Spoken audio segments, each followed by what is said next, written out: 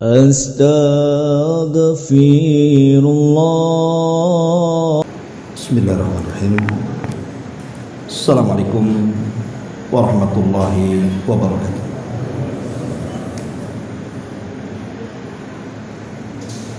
Alhamdulillah.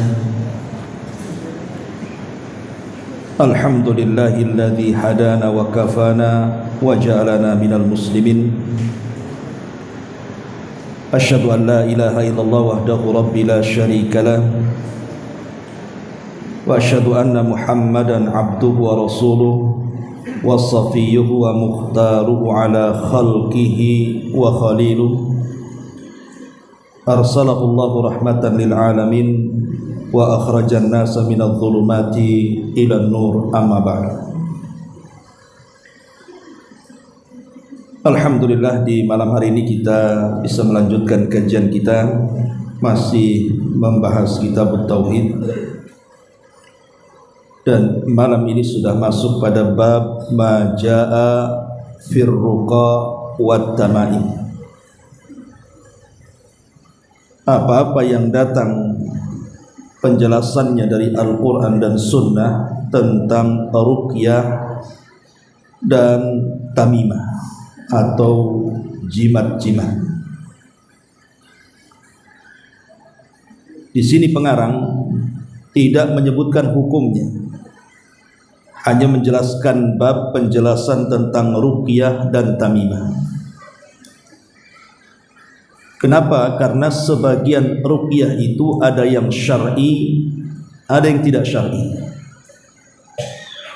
Dan sebagian jimat itu juga diperselisihkan ketika yang digantung itu dari Quran, apakah dibolehkan ataukah tidak, sehingga pengarang tidak menyebutkan hukumnya. Ma'asyiral muslimin wal muslimat rahimani wa rahimakumullah. Berarti di sini ada dua perkara yang dijelaskan. Pertama, ruqyah sesuatu yang dibaca. Kalau tamimah itu sesuatu yang ditulis.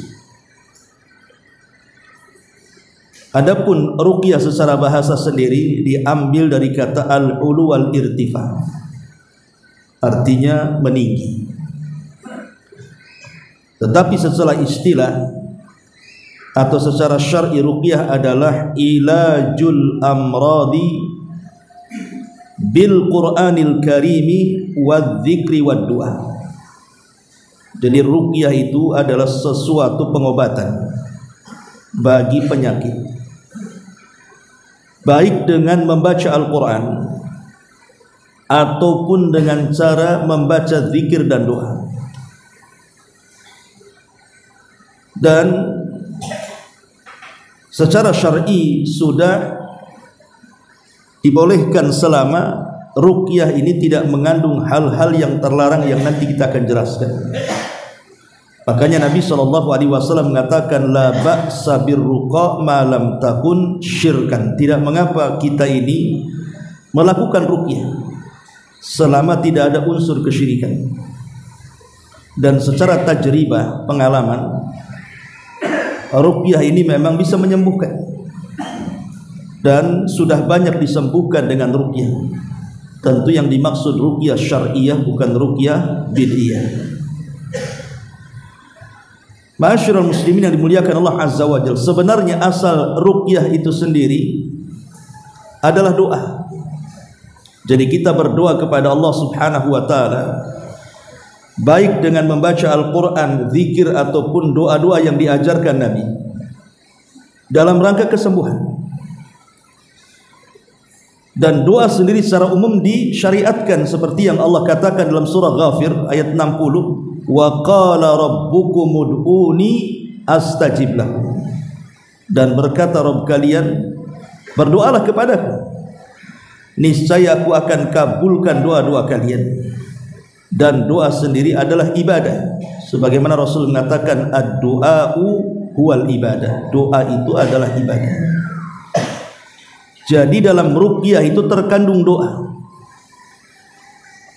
Karena dia terkandung doa, maka harus menggunakan ruqyah syar'iyah, ruqyah yang disyariatkan, karena ini sebuah ibadah. Adapun ruqyah sendiri, di banyak hadis Nabi SAW itu dibolehkan. Contoh umpamanya hadis yang dikeluarkan Imam Bukhari dari hadis Aisyah Ummul Mukminin radhiyallahu anha. Jadi ketika Nabi SAW sedang sakit parah dan sakitnya yang mengantarkan wafatnya beliau, Aisyah radhiyallahu anha menceritakan anna Nabi sallallahu alaihi wasallam kana yanfuthu ala nafsihi. Nabi sallallahu alaihi wasallam terkadang meniup-niup kepada dirinya. Kemudian dia membaca muawwidhataini, dua surat perlindungan, qul a'udzu birabbin nas dan qul a'udzu birabbil falaq. Artinya Rasul meruqyah diri sendiri, dan ini ruqyah terbaik. Jadi ruqyah terbaik itu bukan minta kepada orang untuk dibacakan Quran kepada kita, tetapi kita membaca Al-Quran dan diniatkan untuk kesembuhan kita sendiri. Itu yang dilakukan Nabi SAW. Dalam riwayat yang lain disebutkan anna Nabi SAW kana idza ishtaka. Nabi itu, kata Aisyah, kalau mengeluhkan sesuatu dari kesehatan badannya, qara'a ala nafsihil muawwidhataini, maka beliau akan membaca dua surat perlindungan untuk dirinya. Ma'asyiral muslimin yang dimuliakan Allah Azza wa Jalla. Kemudian hadis dari Utsman ibn Abil As Ats-Tsaqafi radhiyallahu anhu. Beliau mengatakan, aku datang menemui Nabi sallallahu alaihi wasallam dan ketika itu aku sedang sakit. Faqala lin Nabi SAW, maka Rasul pun kemudian bersabda kepadaku, ij'al yadakal yumna alaihi, letakkan tangan kananmu di tempat badan yang kau rasakan sakit. Waqul, dan katakan bismillahi a'udzu bi'izzatillahi wa qudratihi min syarri ma ajidu wa uhadir. Rasul mengajarkan doa ini kepada Utsman bin Abil As supaya meletakkan tangan kanan, umpamanya kepalanya sakit, diletakkan di kepala, kemudian mengucapkan bismillahi a'udzu bi'izzatillahi wa qudratihi min syarri ma ajidu wa uhadir. Berapa kali? Kata Nabi SAW, sab'a marrat, 7 kali. Jadi ini juga menunjukkan bahwa ruqyah ini dibolehkan. Kemudian juga hadis Jabir radhiyallahu anhu, beliau mengatakan naha Rasulullah sallallahu alaihi wasallam ani ruqyah. Kata Jabir, Rasul pernah melarang seseorang melakukan ruqyah. Tentu yang dimaksud oleh Rasul ini ruqyah yang terkandung kesyirikan seperti ruqyahnya orang-orang jahiliyah. Faja'alu Amr ibn Hazmin, datanglah keluarga Amr ibn Hazm kepada Nabi sallallahu alaihi wasallam kemudian mengatakan, ya Rasulullah, innahu kanat indana ruqyatun narki biha minal aqra. Rasul, dulu kami di masa jahiliyah itu suka meruqyah. Ruqyah itu artinya jampi-jampi. Jadi kalau ada orang terkena sengat kalajengking, kami membaca jampi-jampi itu. Wa innaka nuhita anir ruqyah, sementara engkau melarang ruqyah. Maka Nabi SAW kemudian mengatakan, tunjukkan ruqyahmu seperti apa. Kemudian Nabi SAW mengatakan, ma ara ba'san man istata'a minkum an yanfa'a akhahu falyanfa'hu. Maka Rasul mengatakan, ketika dibacakan jampi-jampi itu dan Rasul tidak menganggap di situ ada kesyirikan, maka Rasul mengatakan, tidak mengapa ruqyah yang kau lakukan itu, maka barang siapa di antara kalian yang mau memberikan manfaat kepada saudaranya untuk menyembuhkan dengan ruqyah, maka berikan manfaat. Di sini Rasul bahkan menganjurkan ya, untuk menolong saudaranya sebelum dia meminta ruqyah kepada kita. Karena kalau sampai kemudian orang itu meminta ruqyah, hukumnya berbeda nanti. Ada hadis Nabi SAW yang mengatakan di antara 70.000 orang yang masuk surga tanpa hisab dan azab itu adalah salah satunya orang yang tidak minta ruqyah. Makanya sebelum dia minta ruqyah kita tawarkan, bagaimana kalau seandainya saya ruqyah kamu, mudah-mudahan sembuh. Ya. Itu wa ta'awanu 'alal birri wat taqwa namanya. Kemudian juga hadis Auf ibn Malik al-Ashja'i radhiyallahu anhu. Beliau mengatakan, kunna narki fil jahiliyah. Dulu kami di masa jahiliyah itu suka meruqyah, mengeluarkan jampi-jampi. Fakulna, maka kami katakan, ya Rasulullah, kaifa tara fi dzalik? Bagaimana pendapat? Maka Nabi SAW mengatakan, i'ridu alayya ruqakum. Kalau begitu tunjukkan ruqyah kalian. Kemudian di ujung hadis Rasul mengatakan, la ba'sa birruqa ma lam takun syirkan. Tidak mengapa kalian melakukan ruqyah selama tidak ada kesyirikan. Dari sini kata para ulama, yang membedakan ruqyah itu syar'i dengan tidak syar'i itu melihat syarat-syaratnya. Lalu apa saja syarat-syarat ruqyah itu? Yang pertama syarat ruqyah adalah an ya'taqidar raqi wal marki anna syifaa'a biyadillahi wahdahu la syarikana. Jadi orang yang meruqyah dan orang yang diruqyah dua-duanya harus meyakini bahwa obat itu hanya ada di tangan Allah. Jadi tidak boleh seseorang itu menyandarkan kesembuhan kepada bacaan yang diruqyahkannya. Tidak boleh. Pamannya saya membaca Al-Quran, saya meyakini bahwa bacaan ini bisa menyembuhkan. Atau orang yang diruqyah bahwa bacaan yang dibaca peruqyah itu yang menyembuhkan penyakitnya. Bukan. Ruqyah itu sebab. Ruqyah itu sebab penyembuhan, yang menyembuhkan itu Allah. Maka tidak boleh kemudian kita bersandar kepada sebab secara mutlak. Tetap kita meyakini yang menyembuhkan Allah, bukan bacaan peruqyah. Atau seorang peruqyah membacakan sesuatu bahwa bacaannya bisa menyembuhkan orang yang diruqyah. Ini yang pertama. Kemudian yang kedua, antakuna ruqyah bil lughatil arabiyyah wa bi ibaratin mafhumah. Ruqyah harus dari bahasa Arab. Jadi menggunakan bahasa Arab atau menggunakan bahasa selain Arab tetapi bisa dipahami. Dipahami maknanya. Enggak apa-apa tidak harus dengan bahasa Arab. Terkadang ada orang itu yang tidak baik bahasa Arabnya, sehingga dia tidak bisa menghafal Quran. Doa-doa yang diajarkan Rasul untuk diruqyahkan kadang-kadang dia susah untuk menghafal. Maka boleh kemudian kita menerjemahkan doa-doa tersebut dengan menggunakan bahasa Indonesia umpamanya atau bahasa Jawa. Tapi yang orang Jawa yang mendengarkannya, karena yang paham orang Jawa kan begitu. Jangan pula yang baca orang Jawa yang dengar pula orang Padang. Paham lah orang Padang bahasa Jawa kan itu. Kecuali lama di Jawa dia kan. Artinya yang dipahami bahasanya, apa yang dia bicarakan itu paham gitu ya. Dari sini menunjukkan bahwa ruqyah itu harus dikeraskan supaya bisa didengar. Kalau seandainya seseorang tidak mengeraskan ruqyahnya, geremeng-geremeng bahasanya, ya mau ngapa dia kan gitu. Nah ini nggak dipahami maknanya nanti. Karena syarat ruqyah itu harus dipahami maknanya. Maknanya dikeraskan supaya dipahami maknanya. Kemudian yang ketiga, antakuna ruqyatu bil Qur'anil Karim wa dzikri wad du'a.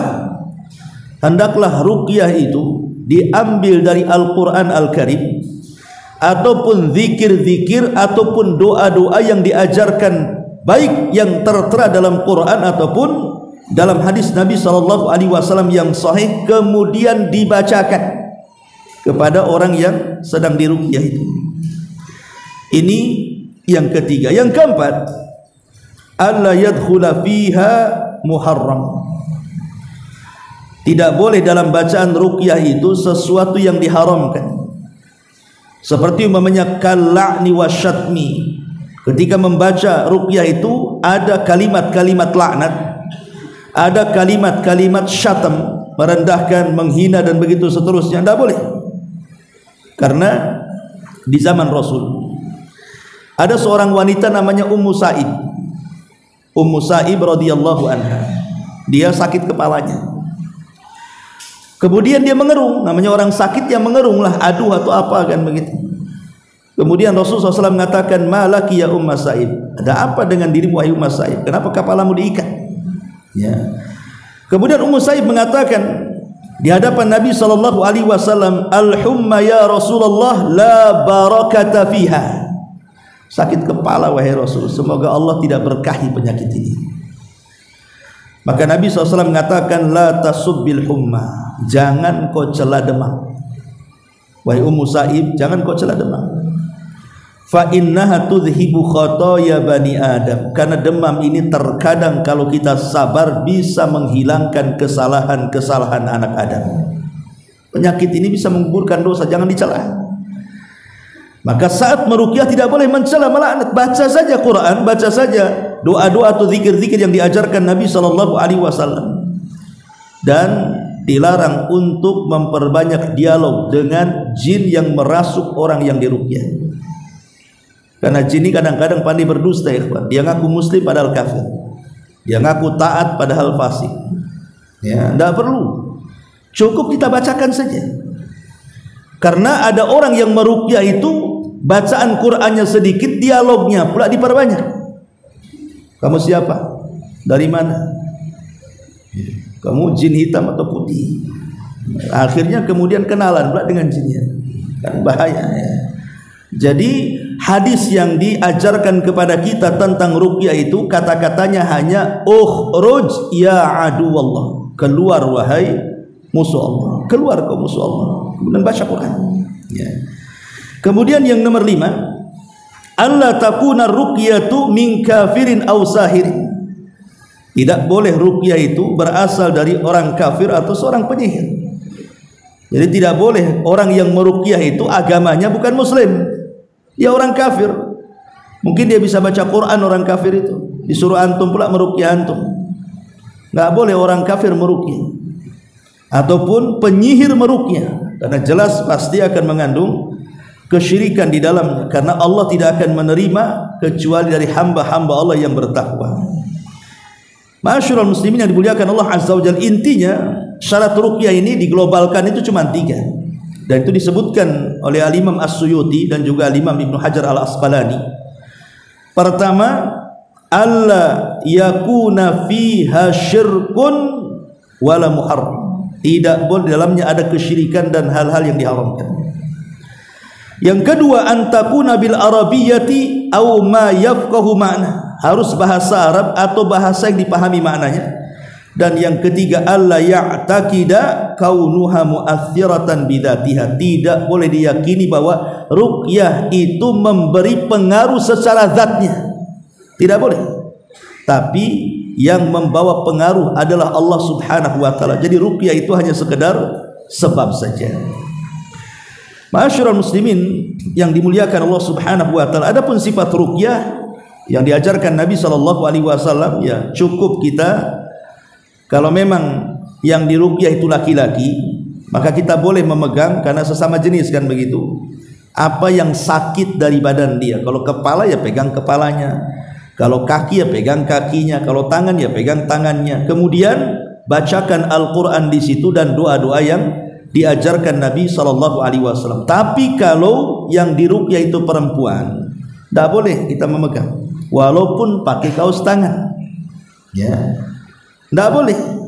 Cukuplah yang memegang itu umpamanya mahramnya. Siapa? Umpamanya istri bersama suaminya. Nah, suaminya yang pegang, kita cukup baca saja dan diniatkan kesembuhan. Ma'asyiral muslimin yang dimuliakan Allah Subhanahu wa taala, ini secara umum masalah ruqyah. Nanti kita jelaskan secara panjang lebar ketika kita membaca matannya.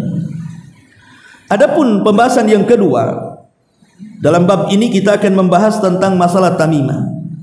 Tamimah itu jama daripada tamaim, itu jama daripada tamimah.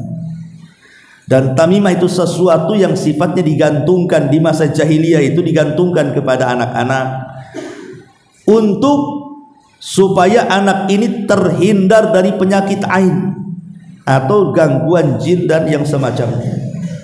Jadi bahasa kitanya tamimah itu jimat lah kan gitu. Dan jimat ini kan macam-macam. Ada yang berbentuk benang, yang diikat di badan, di leher, di kaki, di tangan gitu. Ada yang berbentuk cincin, batu aki, kalung dan yang semacamnya. Ada yang berbentuk kertas, kemudian ditulisi di situ entah bahasa-bahasa jin gitu ya. Atau terkadang juga Al-Qur'an juga tuh. Tapi Qur'annya ngacak kadang-kadang.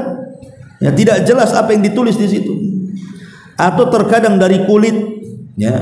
Atau terkadang jimat itu dari tanah gitu ya. Atau terkadang jimat itu berupa huruf-huruf hijaiyah, ya, potongan-potongan huruf hijaiyah dan begitu seterusnya. Macam-macam lah jimat itu di zaman sekarang. Ada yang berupa keris ya. Bahkan tasbih ya. Itu juga jadi jimat juga. Bahkan mushaf yang kecil itu jadi jimat juga tuh. Jadi itulah tamimah. Lah ada 3 kaidah yang disebutkan oleh para ulama kalau kita bicara soal tamimah, soal jimat ini. Pertama, bahwa asal jimat itu terlarang. Asal penggunaan jimat itu terlarang. Adapun yang dibolehkan, maksudnya diperselisihkan boleh tidaknya itu ketika jimat itu berdasar Al-Quran. Artinya yang ditulis itu ayat-ayat Al-Quran. Itu ada khilaf ulama. Ada yang membolehkan, ada yang tidak. Tapi pendapat jumhur mengatakan tidak boleh. Tapi intinya bahwa asal jimat itu terlarang. Kemudian yang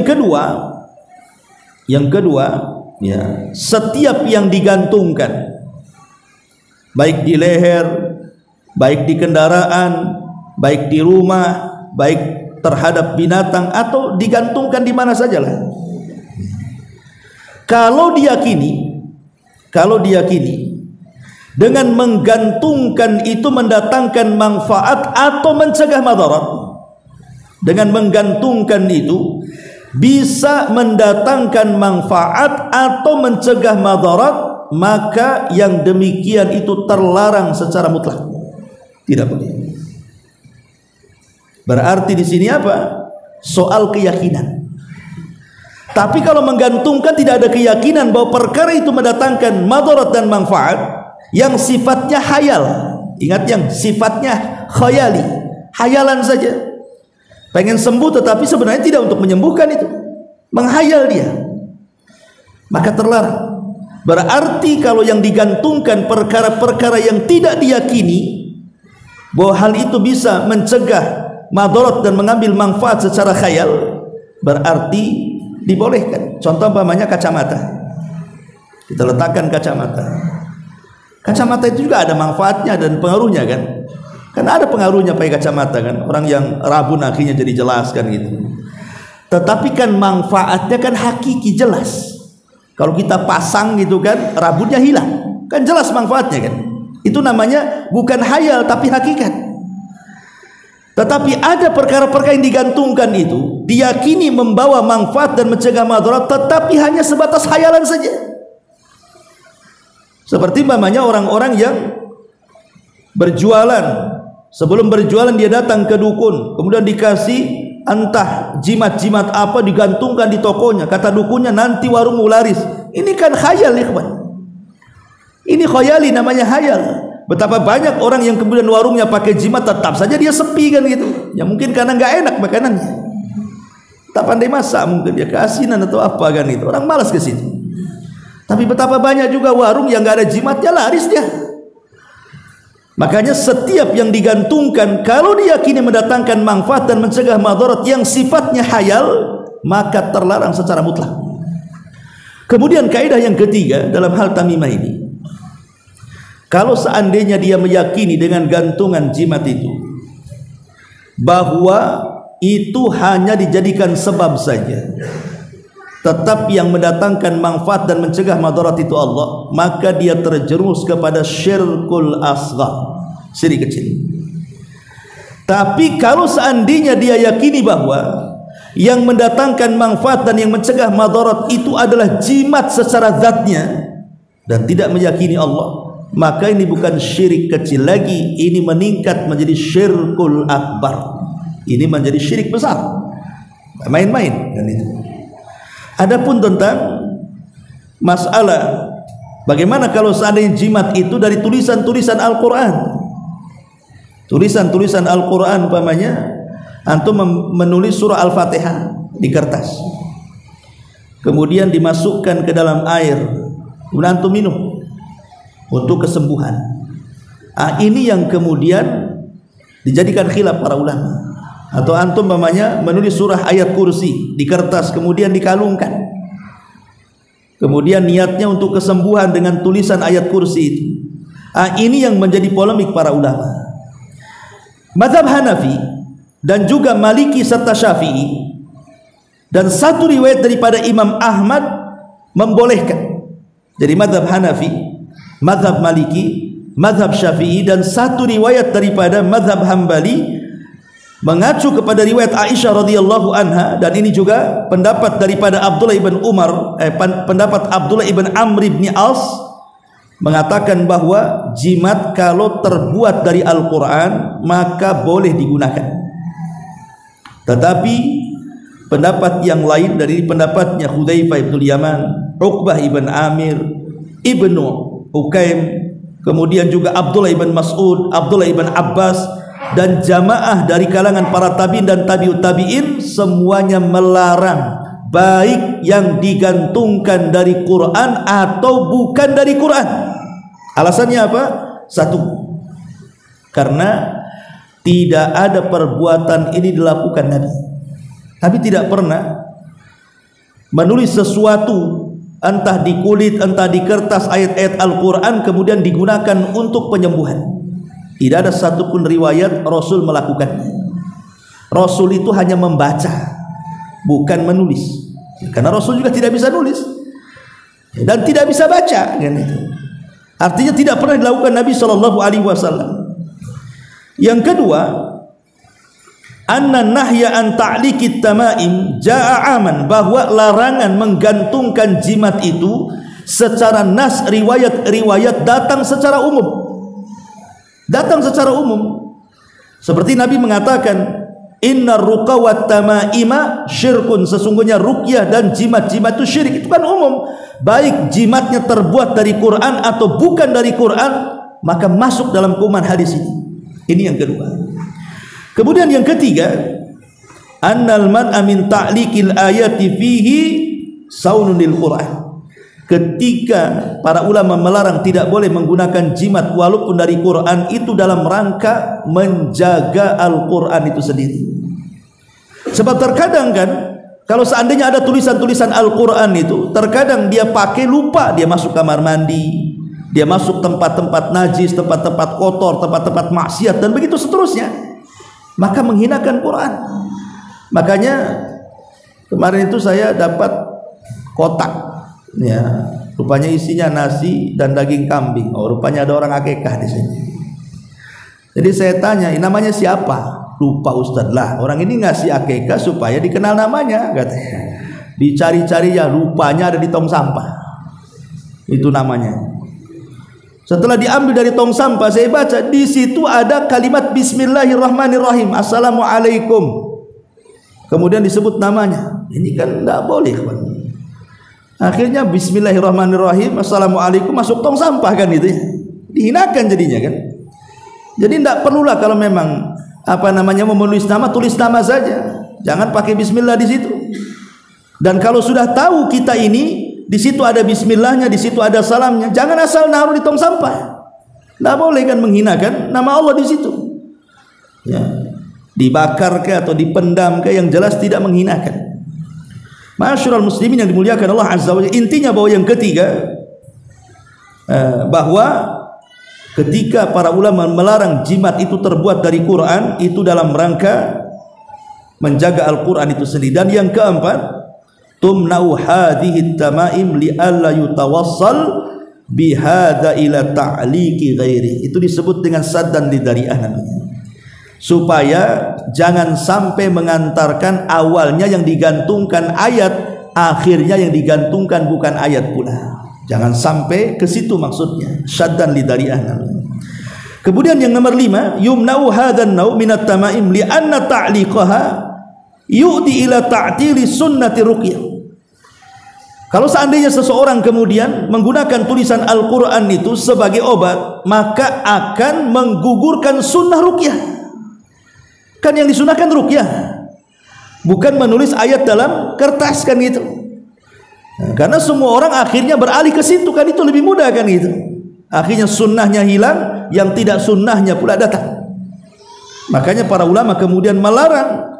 Dan yang terakhir, hadzal man'u min ta'liqil ayati wa ghairiha yashmalul man'a minha fil buyuti awis sayyarati awil mahallati aw ghairi dzalik. Dan larangan menggantungkan jimat dari Al-Quran itu bukan hanya mencakup digantungkan kepada badan kita, itu juga mencakup digantungkan di rumah-rumah, di mobil-mobil, di toko-toko, dan begitu seterusnya. Ini alasan-alasan kenapa para ulama melarang walaupun jimat itu terbuat dari Al-Quran. Ma'asyiral muslimin yang dimuliakan Allah Azza wa Jalla, baik kita masuk matan daripada bab ini. Disebutkan dalam Sahih Muslim, wa fi sahihi, maksudnya Sahih Muslim, dan hadis ini sebenarnya muttafaq alaih, disepakati Bukhari Muslim. An Abi Bashir al-Ansari radhiyallahu anhu annahu kana ma'a Rasulillah sallallahu alaihi wasallam fi ba'di asfari fa arsala rasulan alla yabqayanna fi raqabati ba'irin kiladatan min watarin au kiladatan illa kuti'an. Diriwayatkan dalam Sahih Muslim atau muttafaq alaih di Bukhari Muslim bahwa Abu Basir al-Ansari radhiyallahu anhu, dia pernah bersama Nabi SAW dalam sebuah safar. Lalu beliau mengutus seseorang utusan untuk menyampaikan pesan Rasul. Apa pesan Rasul? Supaya tidak terdapat lagi di leher-leher unta kalung dari tali busur atau kalung apapun kecuali harus diputuskan. Kata Rasul, pesannya Rasul kepada para sahabat, jangan sampai ada unta-unta itu dikalungkan yang dianggap jimat gitu ya, kecuali harus dipatahkan dan diputuskan, kata Nabi SAW. Baik, ma'asyiral muslimin yang dimuliakan Allah Azza wa Jalla, kenapa Rasul SAW melarang? Tidak boleh seseorang itu mengalungkan kalung di leher unta. Ini kan contoh saja unta ini. Ya maksudnya di semua binatang, bukan hanya unta saja, bisa di kuda, bisa di kambing, bisa di kerbau, bisa di sapi, ya bisa di rumah, bisa di toko, pokoknya yang sifatnya itu digantungkan. Tetapi dalam hadis ini para ulama menyebutkan 3 alasan kenapa Rasul melarang. Pertama, keyakinan bahwa dengan mengalungkan tali busur panah itu di leher unta maksudnya itu bisa menolak penyakit ain. Jadi orang-orang jahiliyah maksudnya meletakkan tali busur panah itu di leher unta itu supaya untanya sehat, supaya untanya tidak sakit, supaya untanya tidak terkena penyakit ain dan juga penunggangnya. Makanya dari sini ada unsur apa? Unsur kesyirikan. Maka Rasulullah, ini satu alasan. Yang kedua, ada sebagian para ulama memaknai bahwa tali busur panah yang dikalungkan itu bisa menyakiti unta itu sendiri. Dan ini pendapat Muhammad bin Hasan dan sahabat Abi Hanifah, bahwa larangan itu karena bisa menyakiti unta.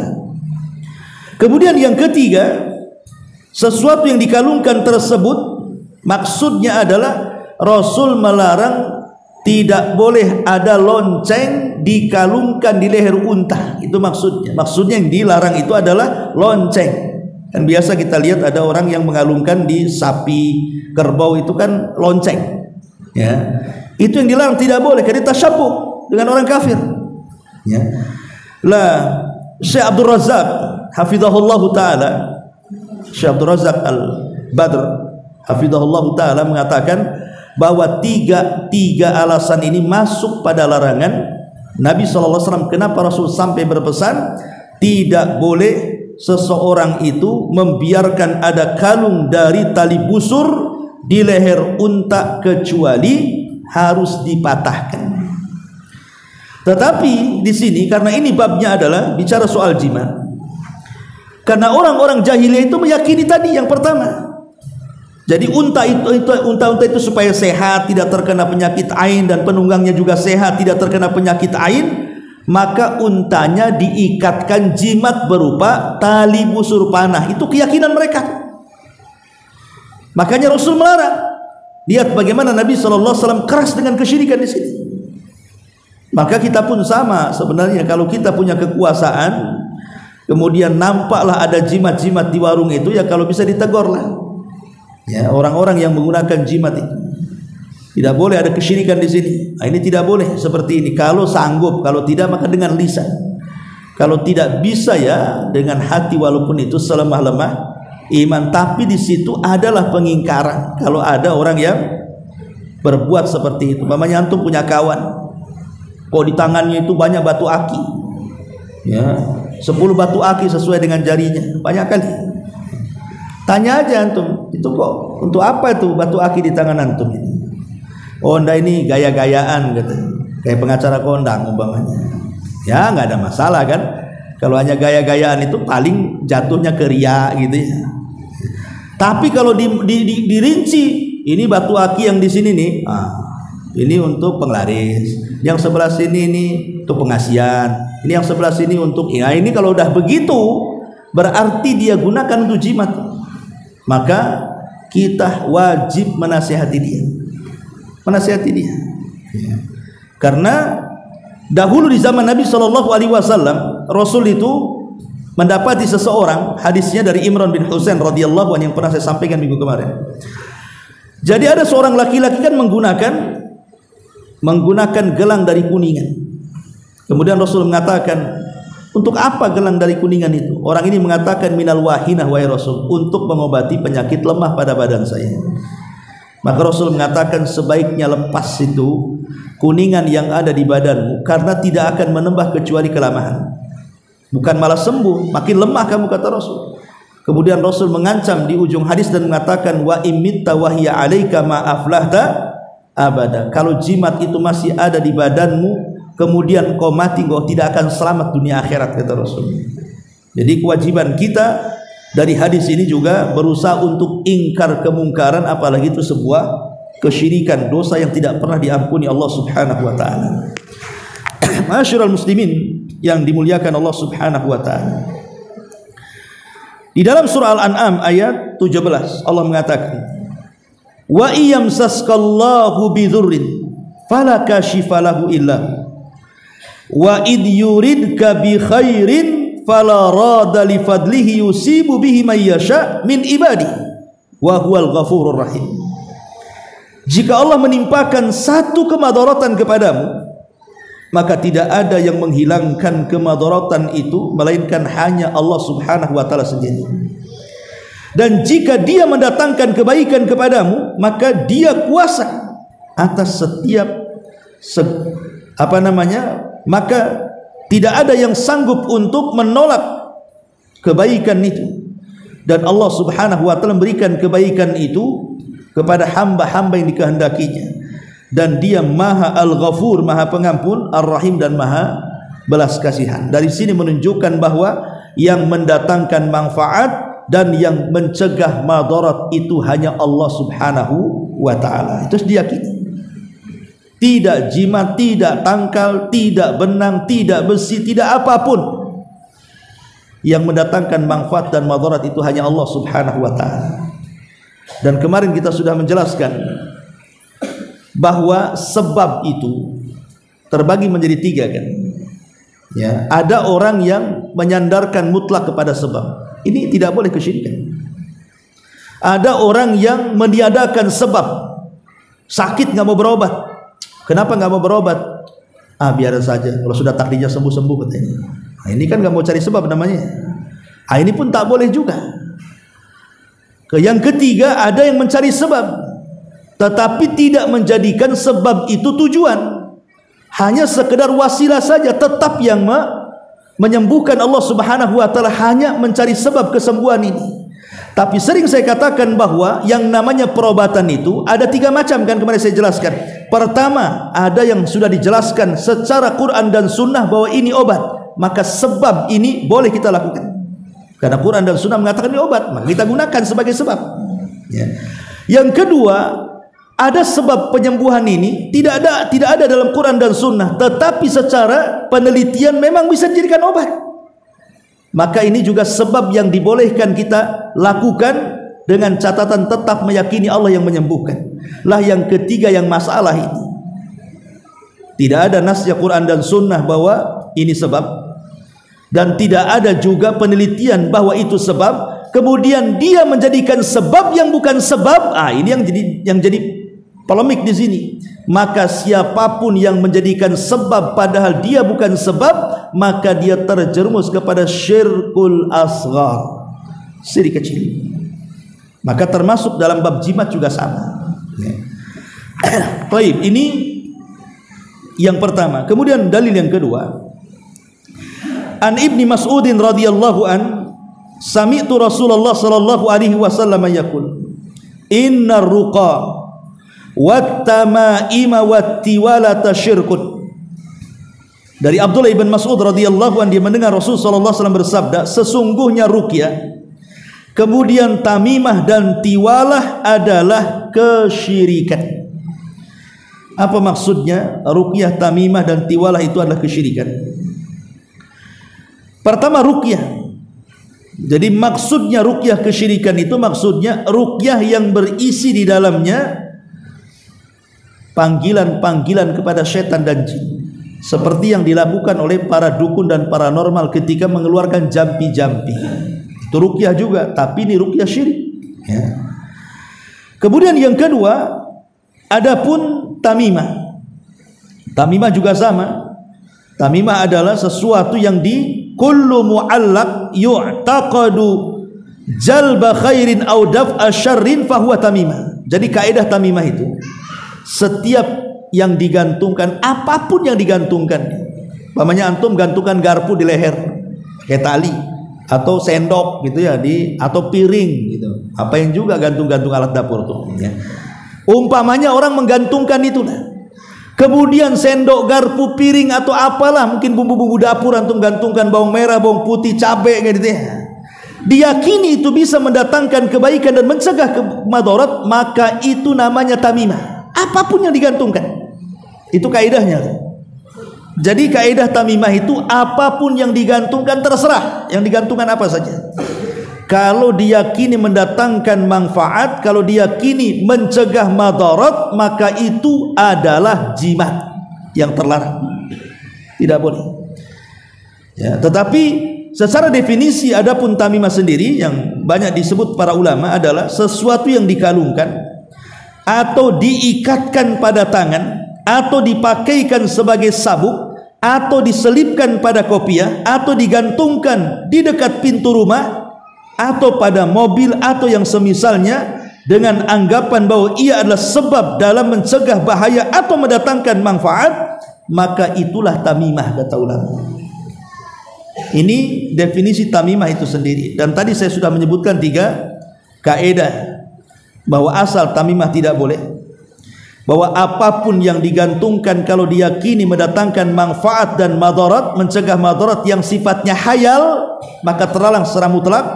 Yang ketiga, siapa yang menjadikan gantungan itu sebab padahal dia bukan sebab keberuntungan padahal bukan sebab keberuntungan, sebab penglaris padahal bukan untuk penglaris, sebab kesembuhan padahal bukan untuk menyembuhkan, maka jatuh kepada syirkul asghar, syirik kecil.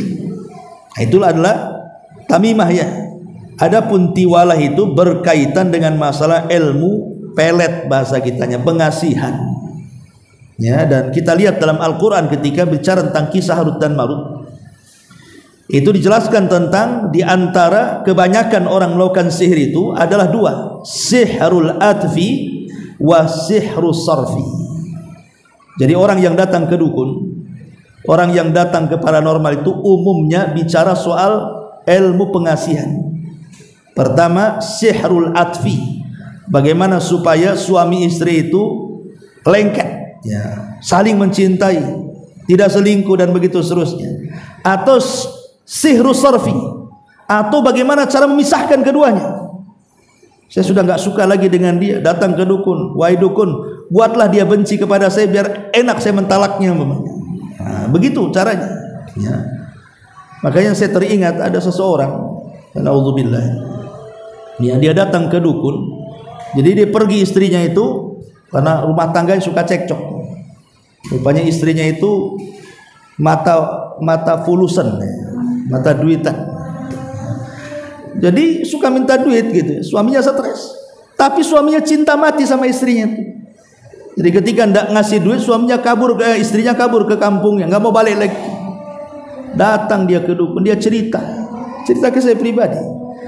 Ustaz, saya sudah datang ke dukun. Jadi saya bilang, apa yang dilakukan dukun itu? Naudzubillah ya, naudzubillah, afwan ya. Saya harus mengatakan, jadi dukun itu kata dia ketika membaca mantra itu menarik kemaluannya. Coba bayangkan, ditarik kemaluannya, naudzubillah. Terus dibaca mantra-mantra, entah apa mantranya kan gitu. Jadi saya bilang, bayar berapa? Saya bayar 3 juta katanya. Saya bilang, antum dikibuli itu syirik. Gimana kalau sempat kemudian tidak berfungsi, ditarik, naudzubillah kan begitu. Enggak masuk di akal dukun itu. Makanya dukun itu pendusta, ikhwatu fiddin, muliakan Allah azza wa jalla. Wallahu a'lam bishawab. Subhanaka wa bihamdika asyhadu an la ilaha illa anta astaghfiruka wa atubu ilaik. Allahu ta'ala. Assalamualaikum warahmatullahi wabarakatuh.